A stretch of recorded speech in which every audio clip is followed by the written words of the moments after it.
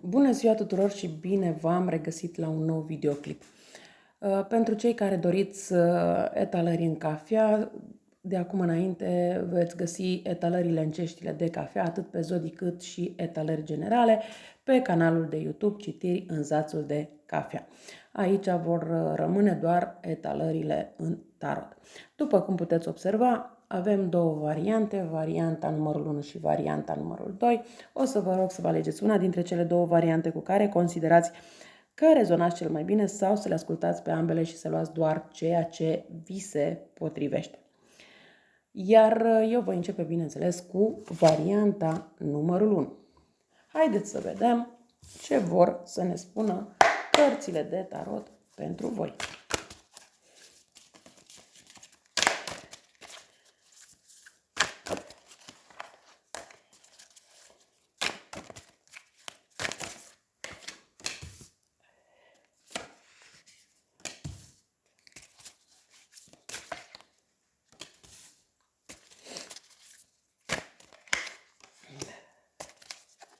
O să mă puțin cărțile așa, ok.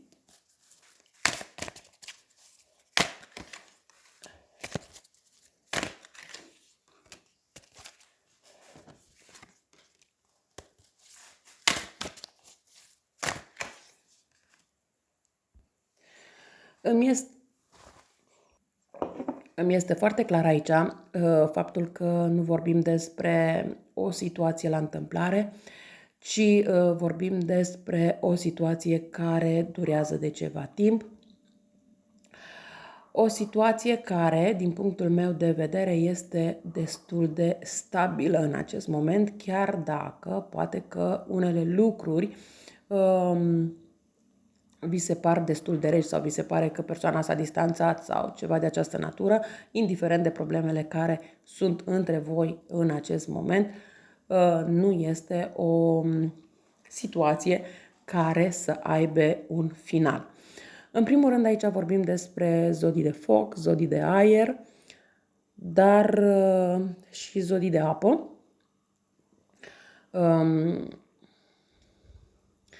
Această persoană vă vede ca pe persoana lângă care vrea să trăiască întreaga viață, vă vede ca pe o persoană amabilă, ca pe o persoană creativă, o persoană idealistă, o persoană hotărâtă, o persoană care știe ce vrea de la viață, de la familie, de la partener și așa mai departe. Poate că mulți dintre voi aveți în nume inclusiv Ana. Nu știu de la ce vine, chiar dacă poate vă cheamă Ana, poate vă cheamă diferit, dar aveți A sau N cu siguranță în nume sau prenumele vostru. Mai văd aici că această persoană poate vi s-a părut că până în acest moment că vrea o relație doar așa mai cordială sau ceva de genul, însă este genul de persoană care vrea să facă lucrurile să fie mult mai clare între voi doi. Chiar își dorește să vină înspre voi cu o anumită stabilitate, poate care pe voi până acum v-a făcut să puneți la îndoială ce își dorește sau nu își dorește această persoană. Din câte văd aici, voi v-ați îndepărtat puțin de această persoană a simțit acest lucru, dar acum vine înspre voi și face lucrurile mult mai clar pentru ca voi să înțelegeți că de fapt această persoană își dorește o relație destul de stabilă cu voi și când mă refer la stabilitate, să știți că poate își dorește inclusiv o căsătorie. Bineînțeles, acolo unde se poate, unde nu se poate, își dorește totuși măcar să fie o relație foarte stabilă. E bine să gândiți un pic lucrurile la rece, un pic rațional, ca să zic așa, în ceea ce s-a întâmplat între voi și această persoană și veți vedea că lucrurile pot merge din bine în mai bine. Chiar dacă au fost foarte multe divergențe între voi doi, văd că există și destul de multă pasiune și lucrurile se vor schimba destul de mult între voi, dar ce este bine aici este că va fi o evoluție, dar această evoluție este una pozitivă. Hai să luăm și câteva cărți oracol.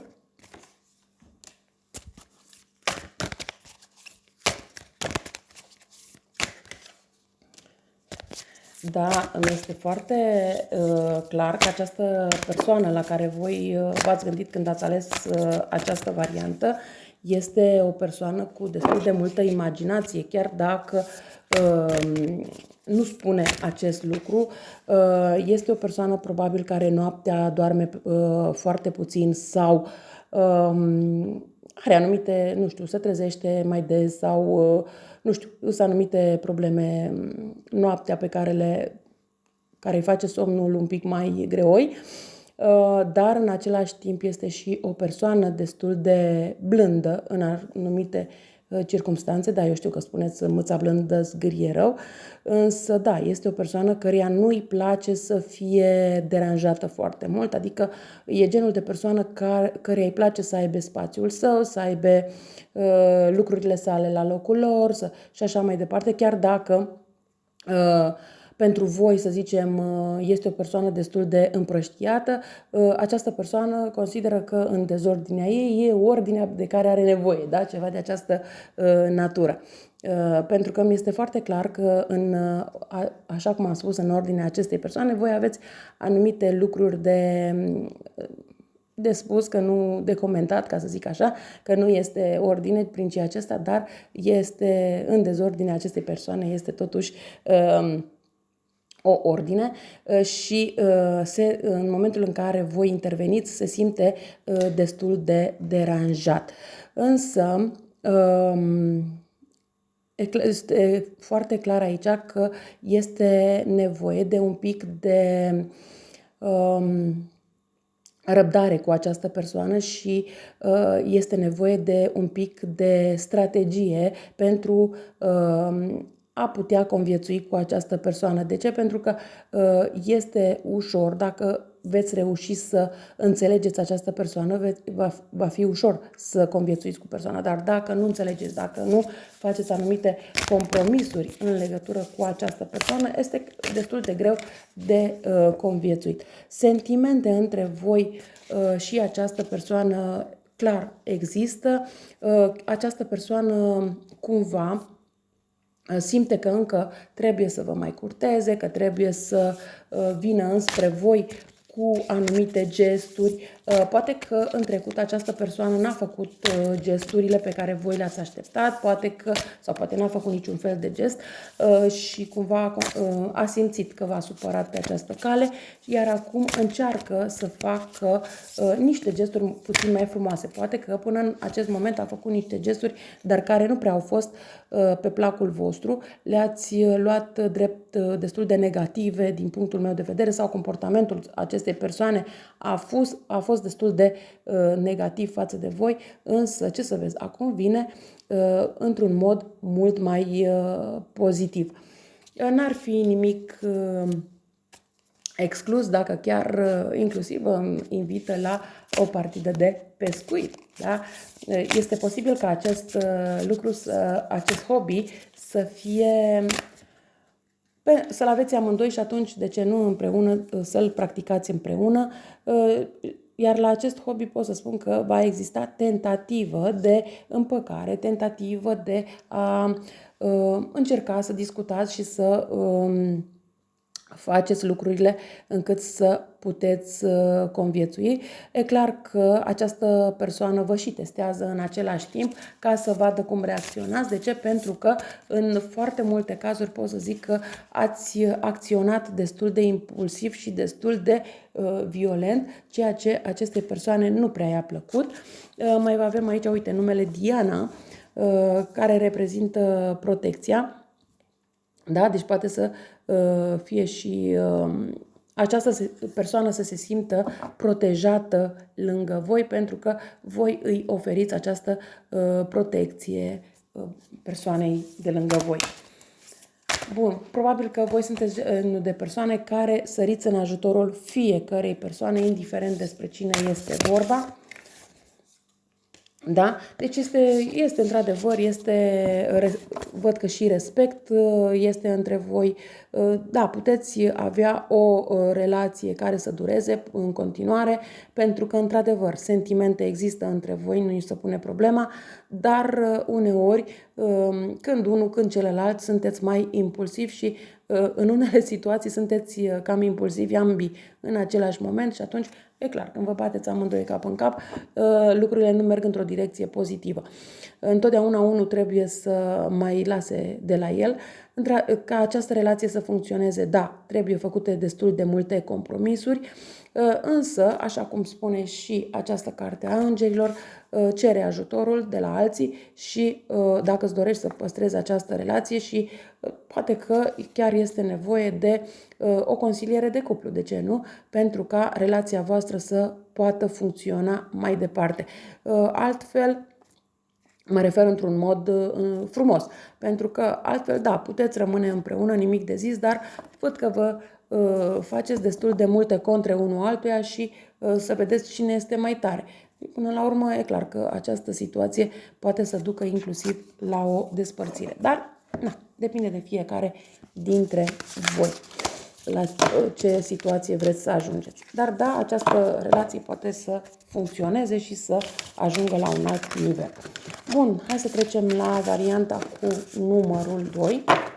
Să vedem și pentru cei de la varianta cu numărul 2 care este situația, ce urmează. Da?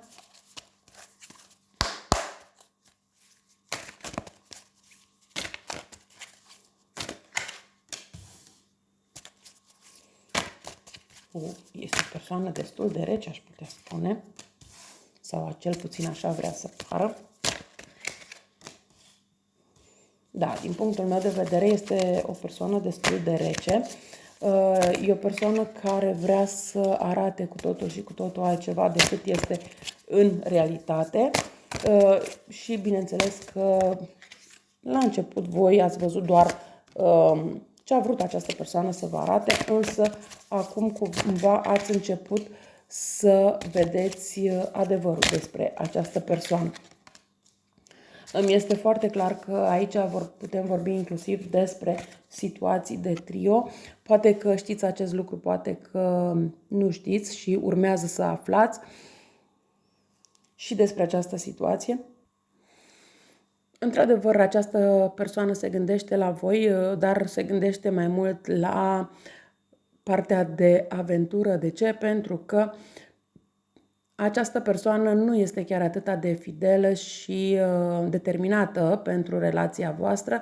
Această persoană în permanență oscilează între două situații, între două persoane. Voi sunteți persoane nobile, persoane altruiste, persoane empatice, persoane destul de sensibile și cumva această persoană în fața voastră se victimizează destul de mult pentru ca voi să îi săriți în ajutor acestei persoane. Mi-e foarte clar aici faptul că această persoană are anumite interese în legătură cu voi, nu este o persoană care să își asume responsabilități față de voi și nici nu este genul de persoană care să pună sentimente în relația cu voi. Este bine să fiți destul de atente în această relație, în această situație, pentru că această persoană, din câte văd, și stă la distanță de voi în acest moment și stă la distanță destul de mult și voi nu înțelegeți de ce nu vine, nu știu, un weekend la voi sau de ce nu vine seara sau de ce nu vine în anumite momente, pentru că nu poate, da, este o persoană ocupată, așa cum am spus. Și văd că comunicarea dintre voi este mai mult prin intermediul mesajelor. Chiar dacă poate această persoană v-a blocat pe rețelele de socializare sau pur și simplu nu v-a răspuns la mesaje, la telefon și așa mai departe, intenționează să vă facă un mesaj, dar nu neapărat să vă explice adevărul, să vă explice adevărata situație care este, ci doar pentru a echilibra un pic lucrurile și a vă ține ancorate în situația asta destul de dificilă.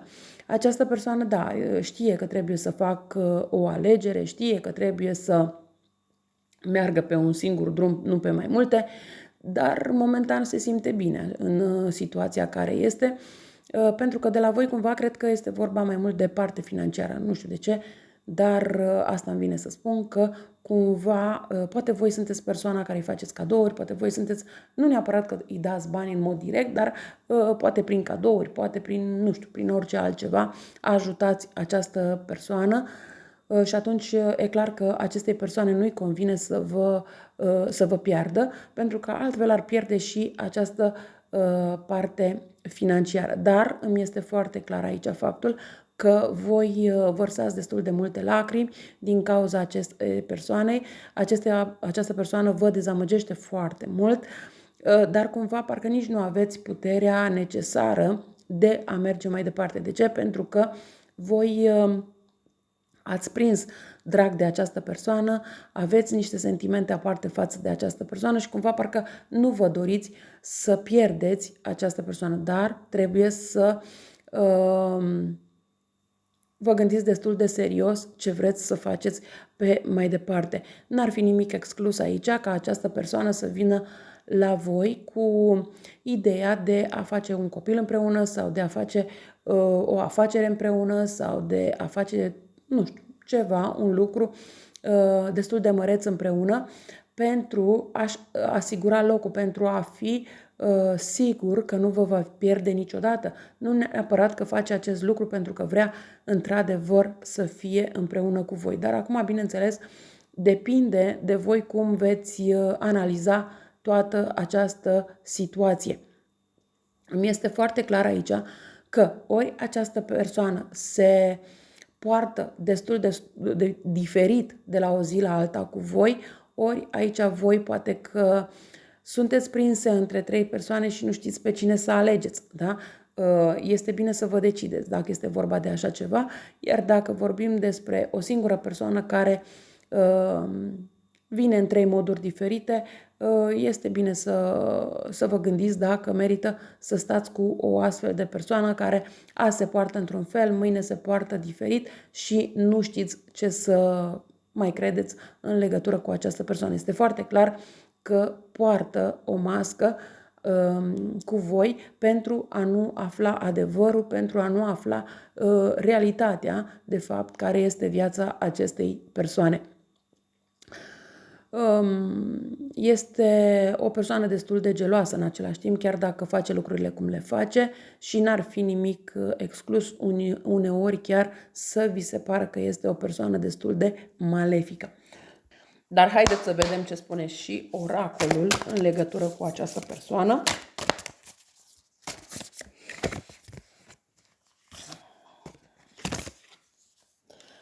Da, este o pisică care este o pisică destul de, care, vedeți, este la răscruce și merge pe două drumuri. Nu știe dacă astăzi să o ia pe un drum sau să o ia pe celălalt drum.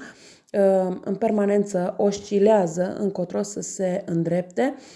Este genul de persoană care cere foarte multe lucruri de la partener sau parteneră, dar pentru interes propriu își dorește foarte multă abundență, dar pentru sine. Nu își dorește această abundență ca și cuplu, ca și relație, ci pentru interes propriu.